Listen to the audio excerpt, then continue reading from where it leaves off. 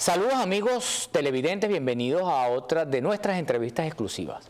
Hoy conversaremos con una figura clave en el proceso de transición que vive Venezuela tras la sorpresiva extracción de Nicolás Maduro y Cilia Flores.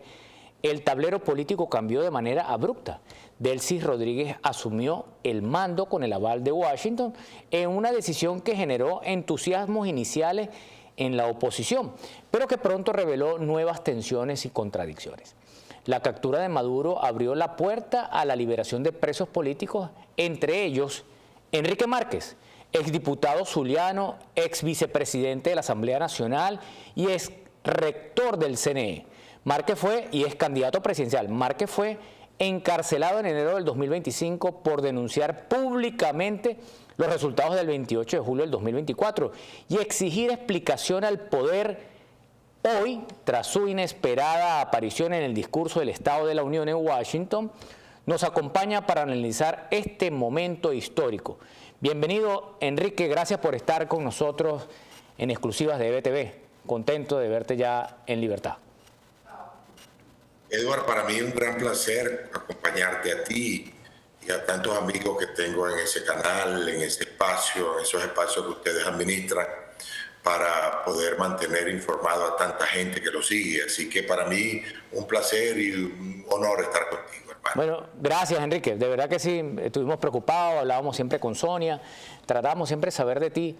Y recuerdo que antes que te detuvieran, para ese mes de enero, habíamos hablado 2 o 3 días antes. Estabas en Maracaibo, inclusive me contaste, viajo a Caracas los lunes, como siempre lo hacías, o lo haces, no sé, la rutina siempre cambia. Y casualmente ese lunes que viajaste es donde te detienen. ¿Qué pasó con Enrique? ¿Para dónde se lo llevaron? ¿Cómo fue tu secuestro? Porque ya te habían amenazado meses atrás, ¿no? Sí, unos meses atrás yo había sido sujeto de un secuestro junto con mi esposa durante casi un día, en el cual fui sometido a un interrogatorio por personas que yo desconozco, pero que obviamente estaban vinculadas a organismos de seguridad del Estado. Fui liberado luego de un interrogatorio y pues yo seguí con mi política porque no encontré ningún sentido a detenerme, ¿no? Y bueno, fruto de todo lo que venimos haciendo, todo lo que hicimos por defender la Constitución, por defender la soberanía popular, pues resulté atrapado ese día 7 de enero. Yo no andaba huyendo, es la verdad, no andaba preocupado por eso y quizás me descuidé mucho y ese día 7 de enero me interceptaron antes de montarme en mi carro saliendo de mi casa. Me tomaron, me metieron en un vehículo, 2 personas armadas, encapuchados, y me llevaron a la sede de la DGCIN en Boleíta.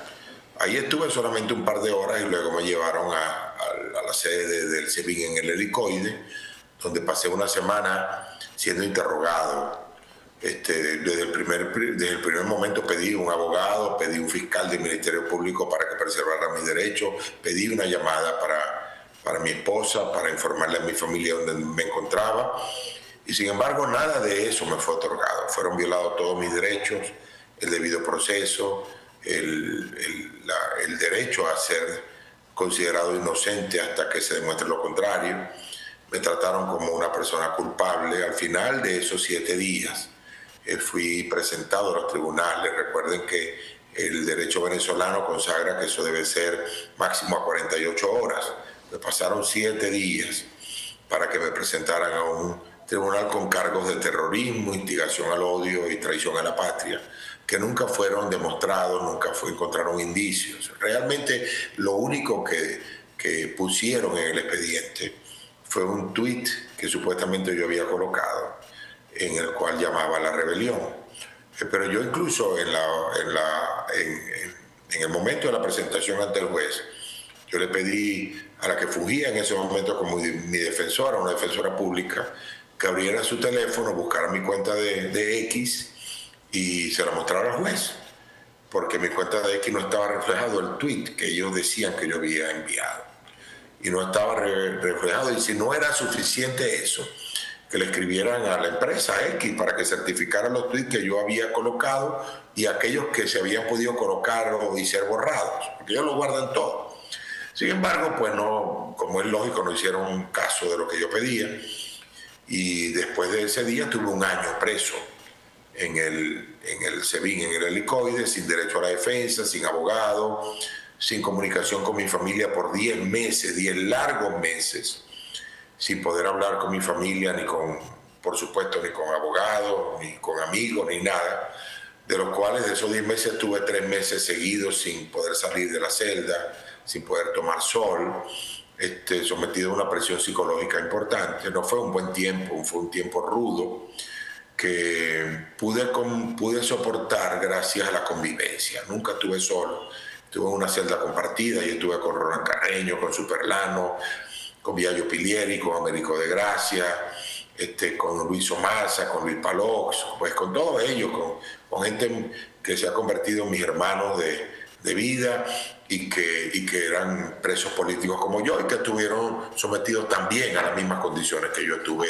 sometido mientras estuvimos en el helicoide. Ahora, un año que terminó ya el 8 de enero de este año, en el cual luego de los acontecimientos que todos conocemos, pues fui liberado y el día de ayer fui al tribunal correspondiente y me entregaron el acta, la notificación de sobreseimiento de la causa producto de la ley de amnistía. O sea que ya tú tienes el sobreseimiento de la causa ya en mano, ¿cierto?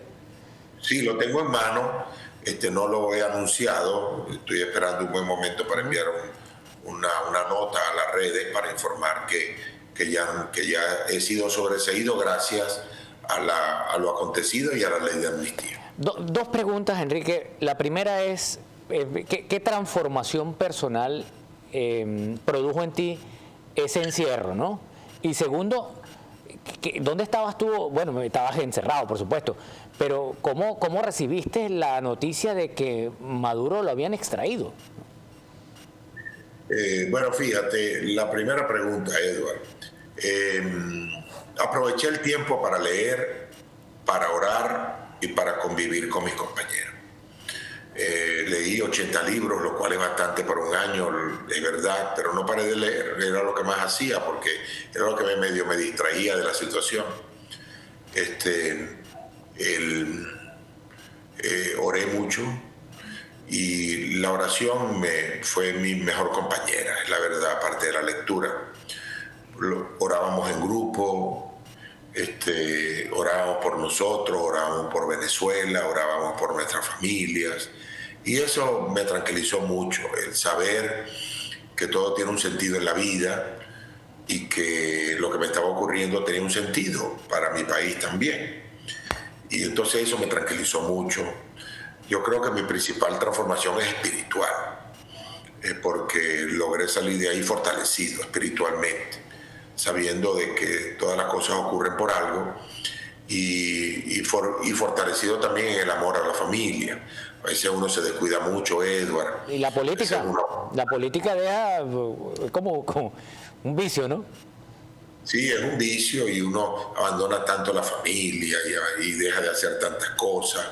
Y bueno, y ahí me arrepentí mucho de eso porque extrañé tanto a mis hijos, a mi esposa, a mi hermano, a mis amigos.